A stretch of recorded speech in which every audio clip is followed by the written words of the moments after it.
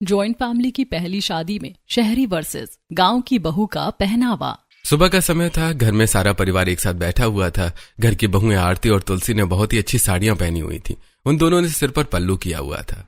अरे शारदा, मैं सोच रही थी कि अगले महीने हमारी मीनाक्षी की सगाई है, उससे पहले घर में एक बड़ी शुद्धि की पूजा और हवन करवा ले तो ठीक रहेगा। पर समझ नहीं आ रहा कि इतनी बड़ी पूजा की तैयारी कौन करेगा। दादी जी, आप बस पंडित जी को बुलाकर मुहूर्त पक्का करा लीजिए। मंदिर की साफ सफाई से लेकर प्रसाद और खाने तक सब कुछ मैं और तुलसी मिलकर संभाल लेंगे। हाँ दादी जी, सब तैयारी हो जाएगी, आप फिक्र मत कीजिए। देखा जी, इसे कहते हैं असली घर की लक्ष्मी। अगले दिन आरती और तुलसी पूजा की तैयारी करते हैं। दोनों ने ही बहुत अच्छी साड़ियां पहनी हुई थी। अरे वाह मेरी बच्चियों, तुम दोनों ने तो पूरे मंदिर को एकदम दुल्हन की तरह सजा दिया। शहर के एक आलीशान घर में कामिनी अपने परिवार के साथ बैठी हुई थी। तभी उसको फोन बजता है। उफ, ये बुढ़िया भी ना सुबह सुबह चैन नहीं लेने देती। नमस्ते माँ जी। कामिनी, कल घर में बड़ी पूजा है। मीनाक्षी की शादी से पहले का हवन है। अपने पति और दोनों बेटों को लेकर शाम तक गांव पहुंच जा। अरे माँ जी, कल ही, पर कल तो मेरी बहुत इम्पोर्टेंट किटी पार्टी है और अमित सौरभ भी अपने कॉलेज और दोस्तों के साथ बिजी हैं। हम लोग ना कोशिश करेंगे, अगर टाइम मिला तो आ जाएंगे। देख, मुझे कोई बहाना नहीं सुनना। चुपचाप शाम की ट्रेन पकड़ और कल सुबह यहाँ हाजिर हो जा। कस्तूरी देवी फोन काट देती है। अगले दिन कामिनी अपने परिवार के साथ गांव में आ जाती है। प्रणाम माँ जी। अरे आ गई शहर की महारानी। 10 घंटे के सफर में साड़ी तो ऐसी पहन कर आई है जैसे किसी फैशन शो में कैट वॉक करने जा रही हैं। अरे माँ छोड़िए ना, ये तो इसकी आदत है। कुछ समय बाद सब घर वाले मिलकर पूजा करते हैं। पूजा खत्म होने के बाद सब लोग बैठकर बातें करते हैं। सुनो सुरेश और कामिनी, संदीप और मयंक की तो मैंने अच्छे घरों में शादी करा दी। अब मीनाक्षी की विदाई से पहले मैं सोच रही हूँ इन दोनों नवाबों अमित और सौरभ की भी शादी हो जाए। अरे बिल्कुल माँ जी, मैं तो खुद चाहती हूँ कि जल्दी से इन दोनों नालायकों की शादी हो। घर में मेरे अकेले के बस का कुछ नहीं है। मेरे जैसी 2 स्मार्ट बहुएं आ जाएंगी तो मैं भी आराम से अपनी किटी पार्टी और क्लब जाया करूंगी। हाँ हाँ, क्यों, तुझे तो बस अपनी किटी पार्टी की पड़ी है। लड़कियां तो मैं ही देखूंगी, एकदम आरती और तुलसी जैसी संस्कारी। अरे दादी, अभी शादी? अभी तो मैं आगे बहुत कुछ करना चाहता हूँ। हाँ दादी, जब तक मुझे कोई जॉब नहीं मिलती मैं तो शादी नहीं करने वाला। कुछ दिनों बाद कामिनी अपने परिवार के साथ वापस शहर लौट जाती है। शहर के कैफे में अमित और सौरभ अपनी अपनी गर्लफ्रेंड निधि और अदिति के साथ बैठे हुए थे। निधि और अदिति ने शॉर्ट कपड़े पहने हुए थे। यार निधि, कल गांव में दादी हमारी शादी का टॉपिक छेड़कर बैठ गईं। वो कह रही थी हमारे लिए आरती और तुलसी भाभी जैसी संस्कारी गांव की लड़कियां ढूंढेंगी। मेरा तो दिमाग ही खराब हो गया। व्हाट? अमित, तुम अपने मॉम डैड से क्लियर कट बात कर लो। वैसे भी हमें तुम दोनों से शादी करनी है। ठीक है, हम आज रात को ही मॉम से बात करते हैं। रात का समय हो जाता है। कामिनी हॉल में बैठकर टीवी देख रही थी और सौरभ और अमित उसके सामने खड़े थे। मॉम, वो कल दादी हमारी शादी की बात कर रही थी ना, क्या ये जरूरी है कि आप ही हमारे लिए लड़कियां देखेंगी? अरे बिल्कुल जरूरी है। मैं चाहती हूँ कि मेरे घर में 2 एकदम ब्यूटीफुल, स्मार्ट और स्टाइलिश बहुएं आए जो मेरे साथ शॉपिंग मॉल और हाई क्लास सोसाइटी में घूमे। मुझे वो तुम्हारी दादी की पसंद वाली पल्लू वाली बहुएं नहीं चाहिए। मतलब मॉम, क्या हम अपनी पसंद की लड़की से शादी नहीं कर सकते? क्या ये करना गुनाह है? गुनाह तो नहीं है, लेकिन हमारे खानदान में आज तक किसी ने लव मैरिज नहीं की है। और वैसे मैं इस घर में अपनी पसंद की बहू ही लाऊंगी जो मेरी जैसी हो। सौरभ और अमित ये सुनकर अपने कमरे में चले जाते हैं। अगले दिन अमित और सौरभ अपनी गर्लफ्रेंड निधि और अदिति के साथ शादी कर लेते हैं। निधि और अदिति ने एक बहुत ही शॉर्ट ड्रेस पहनी हुई थी। अरे तुम दोनों का दिमाग खराब हो गया है, बिना माँ बाप को बताए भाग कर शादी कर ली। डैड प्लीज सुनिए तो। कामिनी खड़े होकर अदिति और निधि को घूर रही थी। अरे सुरेश जी, आप क्यों इतना हाइपर हो रहे हैं? जरा मेरी बहुओं का ड्रेसिंग सेंस तो देखिए, एकदम क्वीन लग रही हैं। कामिनी, तुम पागल हो गई हो। ये बहुएं हैं या कोई फैशन मॉडल? घर की इज्जत। अरे इज्जत कपड़ों में नहीं, स्टेटस में होती है जी। मुझे तो बिल्कुल ऐसी ही हाई क्लास बहुएं चाहिए थी। जो हुआ सो हुआ। आओ मेरी मॉडर्न बहुओं, हाथ से तुम दोनों इस घर की बहू हो। Thank you so much mom, you are so cool. Yes mom, हमें लगा था आप टिपिकल सास की तरह ड्रामा करेंगी, बट यू आर अमेजिंग। कुछ दिनों बाद अदिति, निधि और कामिनी एक पार्टी में गई हुई थी। अदिति और निधि ने शॉर्ट कपड़े पहने थे और कामिनी ने भी स्टाइलिश साड़ी पहनी हुई थी। अरे देखो तो जरा, कामिनी की बहुओं को कपड़े पहनने की रत्ती भर तमीज नहीं है। ऐसा लग रहा है जैसे कपड़े धोने में सिकुड़ गए हो। अरे बहुओं को क्या बोल रही, जरा उनकी सास को तो देख, उम्र 55 की और दिल 55 का। इस उम्र में ऐसे कपड़े कौन पहनता है भाई। निधि और अदिति ये सब सुन लेती हैं। एक्सक्यूज मी आंटी, आप कौन होते हैं हमारे कपड़ों पर कमेंट करने वाले? हमारी मर्जी, हम जो चाहे पहने। सरिता और रेखा कहां से चली जाती हैं। अगले दिन रात को कामिनी, निधि और अदिति तीनों मिलकर घर पर ही पार्टी कर रही थी। मॉम, कल तो हमने उन आंटियों की जो क्लास लगाई ना, मजा ही आ गया। तुम दोनों ने तो मेरा दिल जीत लिया। वो चुगलखोर औरतें मुझसे बहुत जलती हैं। मॉम, साड़ी वाड़ी छोड़िए, आप ना मेरी एक मस्त सी शॉर्ट ड्रेस ट्राई करो, आप पर बहुत अच्छी लगेगी। हाँ जरूर पहनूंगी, अगर अब कभी पार्टी में गए ना तो जरूर एक अच्छी सी ड्रेस पहन कर जाऊंगी।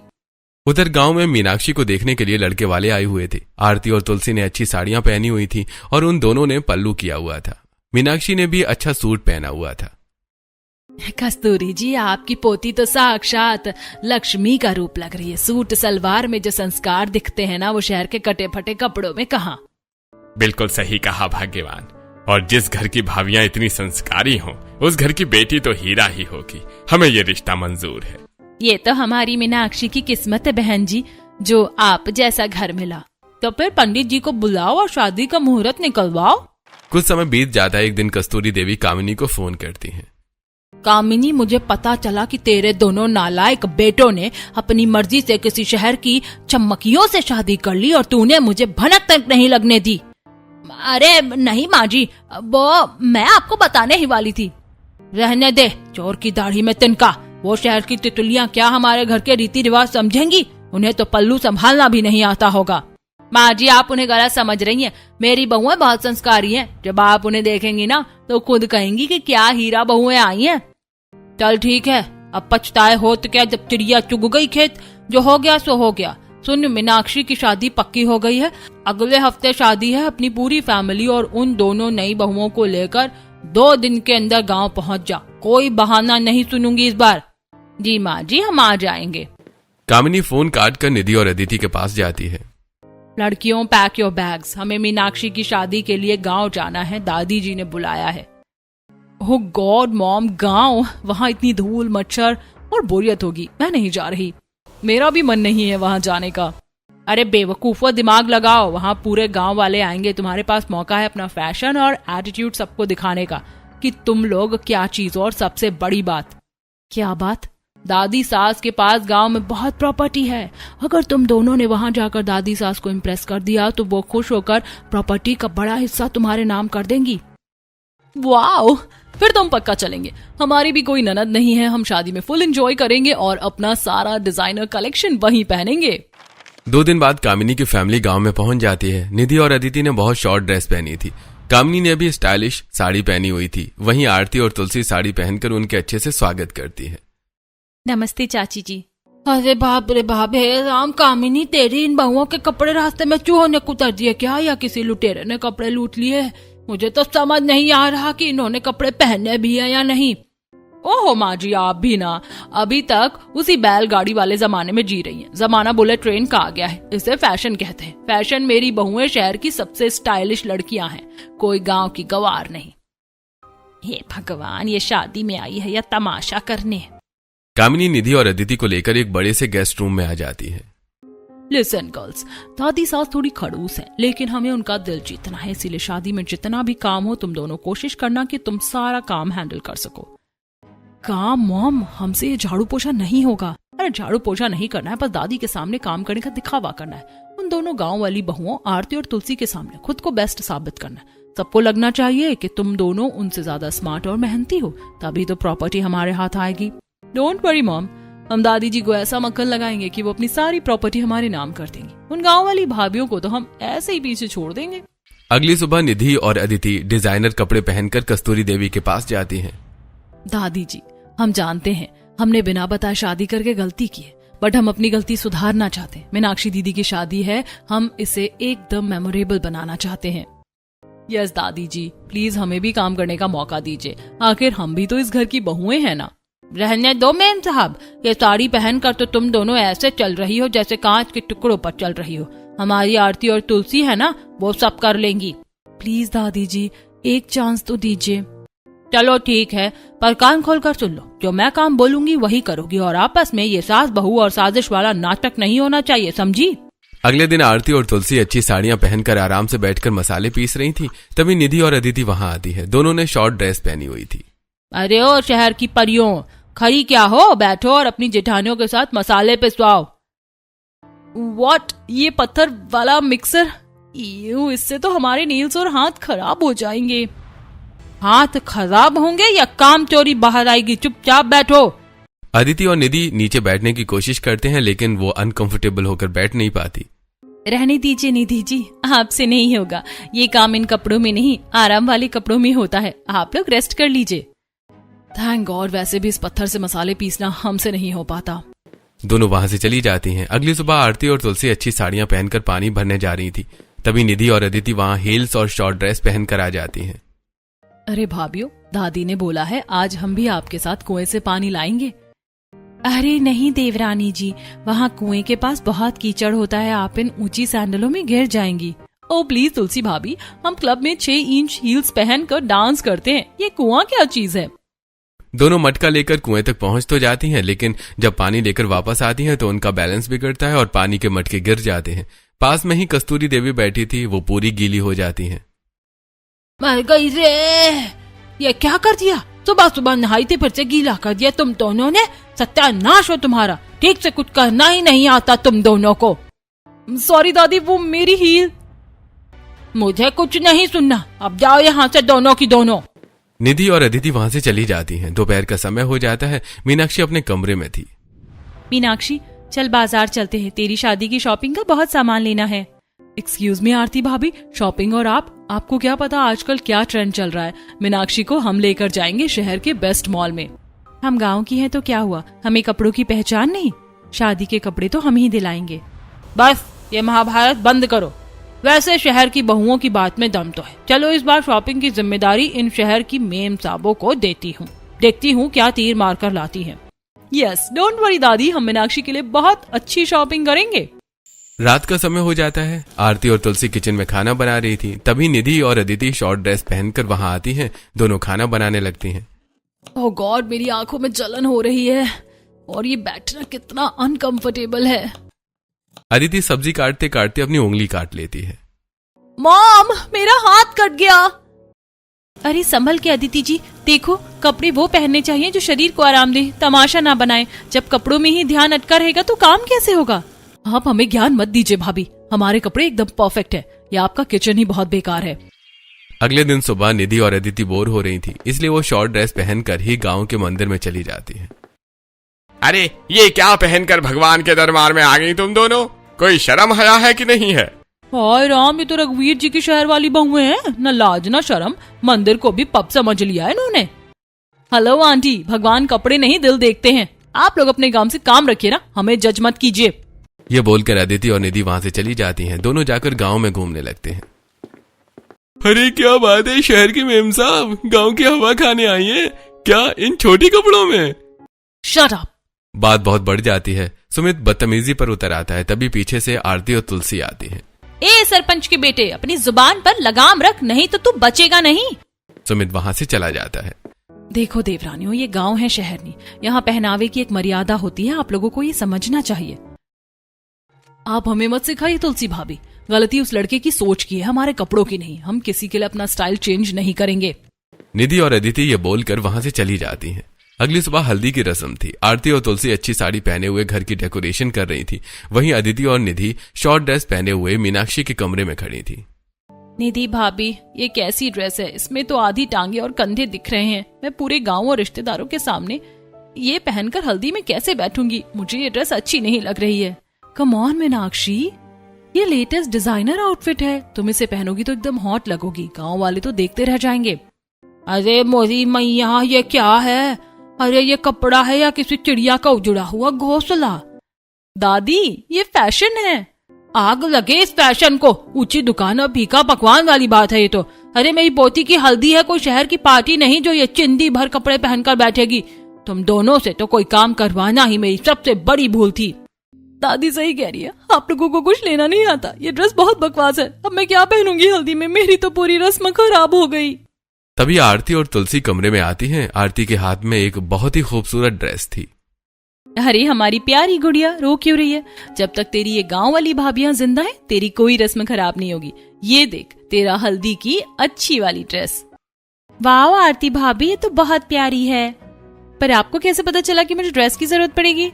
अरे हमें पहले से ही पता था कि शहर की ये मॉडर्न मेम साहबें कुछ ना कुछ तो गड़बड़ करेंगी ही, इसीलिए हमने ये पहले से ही तैयार कर ली थी ड्रेस।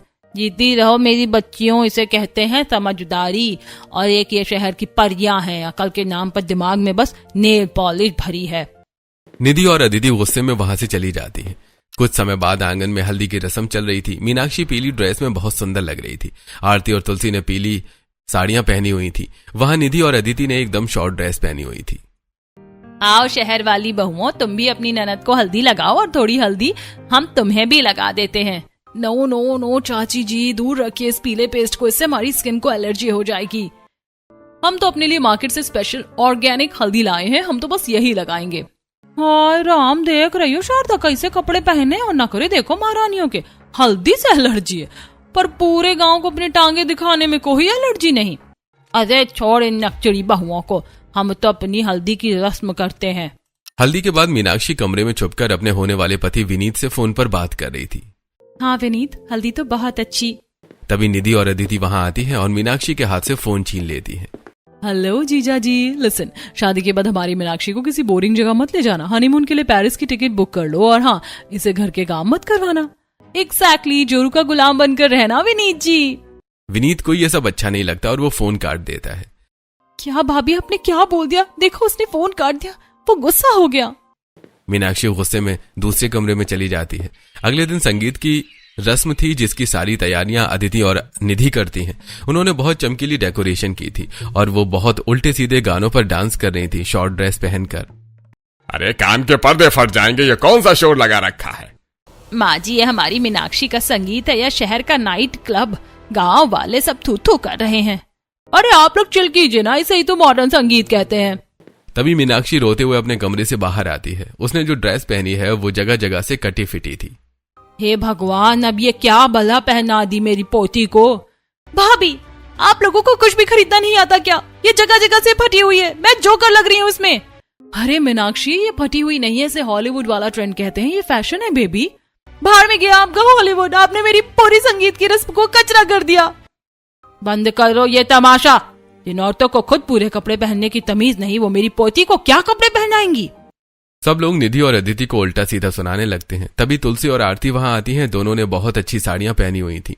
तू रो मत मीनाक्षी, जा कमरे में जाकर ये वाली ड्रेस पहन ले जो हम लाए हैं। ये हमने खुद तैयार की है। तू जाकर तैयार हो, तब तक हम तेरी संगीत की रस्म की तैयारी करते हैं। आरती और तुलसी वो चमकीली डेकोरेशन हटाकर बढ़िया गांव वाली डेकोरेशन करती है और अच्छे गानों पर मीनाक्षी के साथ डांस करती है। और देखते ही देखते पूरा परिवार डांस करने लगता है। देख रही हो मॉम, सब लोग इन गंवार भाभियों की तारीफ कर रहे हैं। तो तुम दोनों ने काम ही ऐसे किए हैं, अब कल मेहंदी की रस्म में कुछ ऐसा करना कि सबकी बोलती बंद हो जाए। अगले दिन दोपहर का समय था। कामिनी अदिति और निधि के साथ एक कमरे में बैठी हुई थी।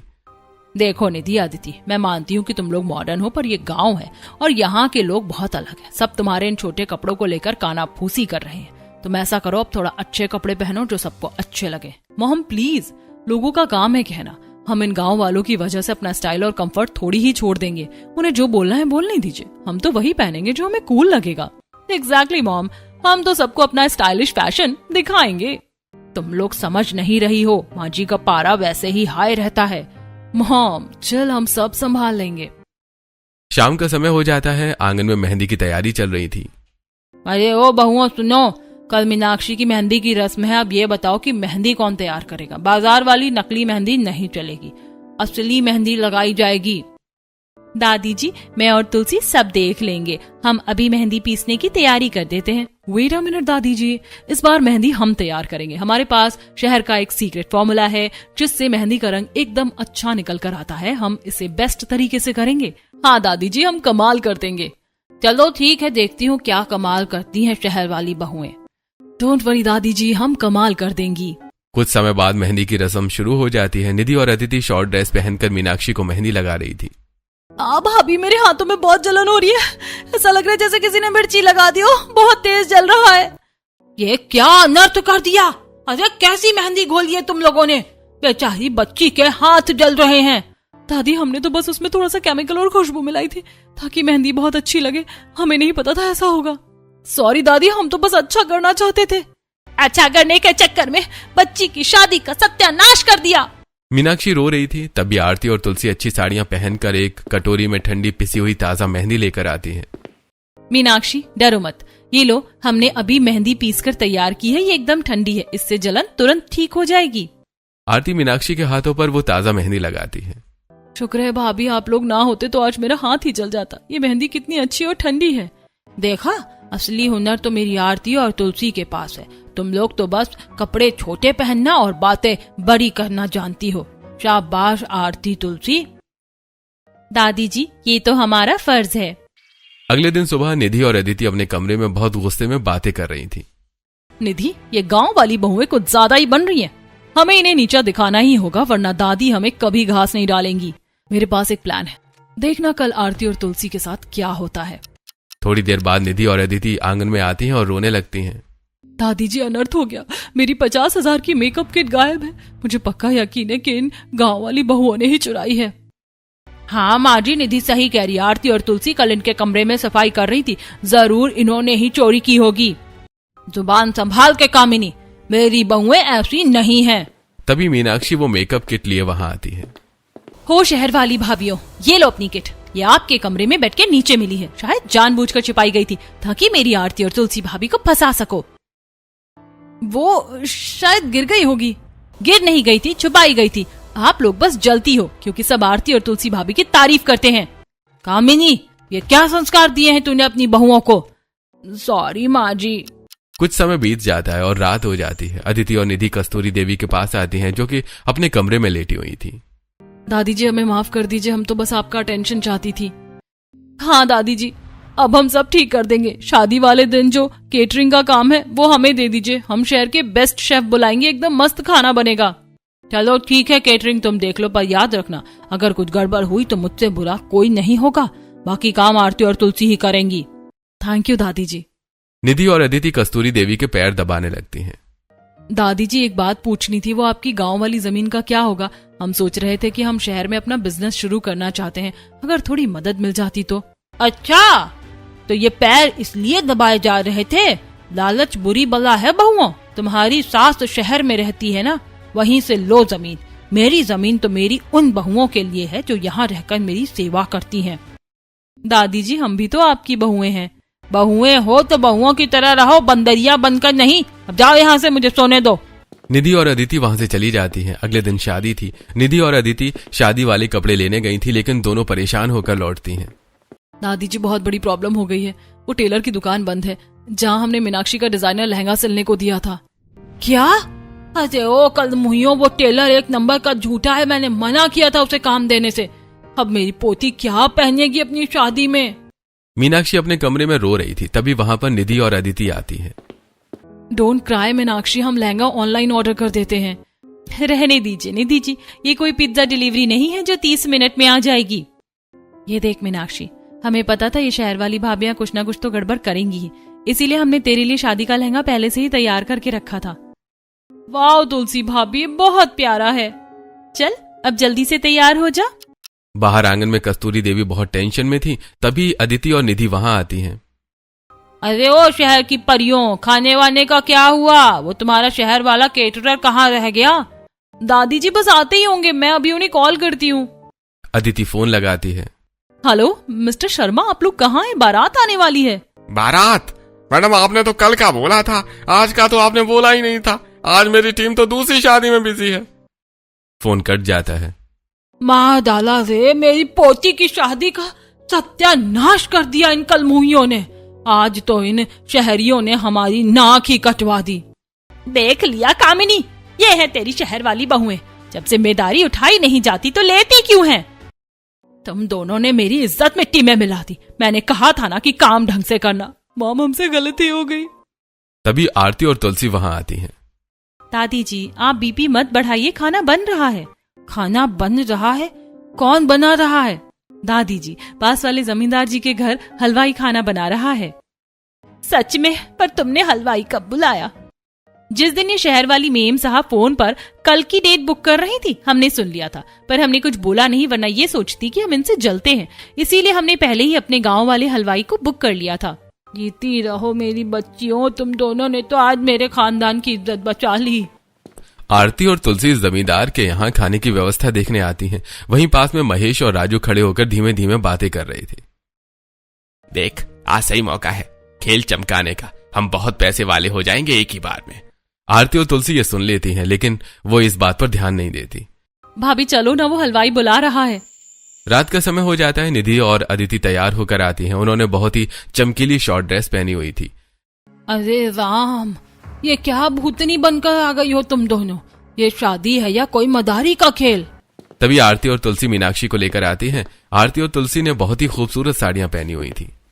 हाँ, क्या जोड़ी है नंद भाभियों की, किसी की नजर ना लगे। और एक वो शहर वाली चुड़ैले हैं, शादी में भी फटे कपड़े पहनकर घूम रही हैं। देख कामिनी, अपनी इन शहर की परियों को शादी के दिन भी कैसे कपड़े पहनकर घूम रही हैं। हाँ माँ जी, मैं अभी बोलती हूँ इन्हें।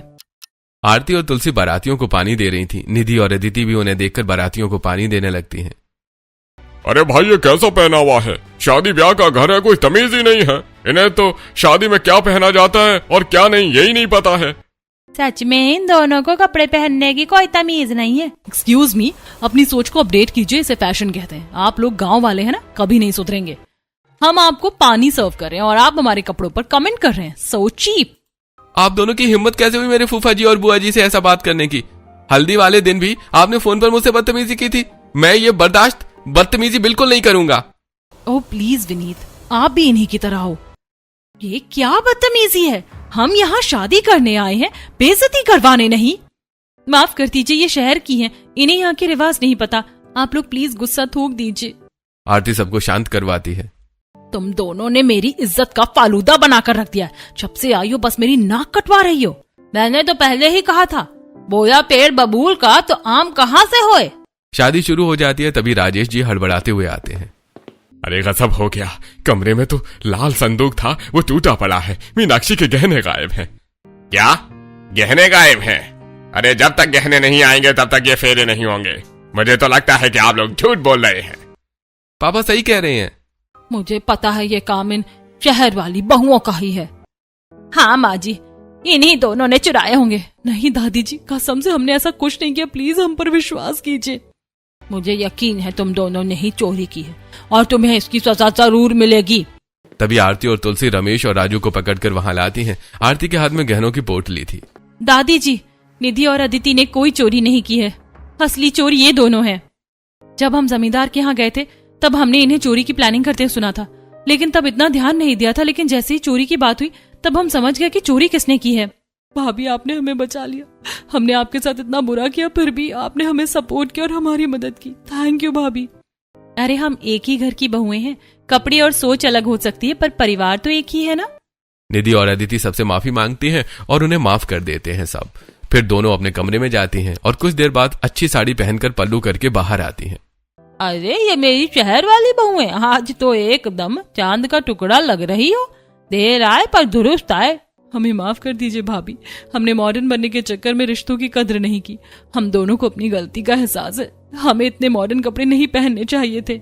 हाँ भाभी, आज से हम भी आपकी तरह इस घर की लक्ष्मी बनकर रहेंगी।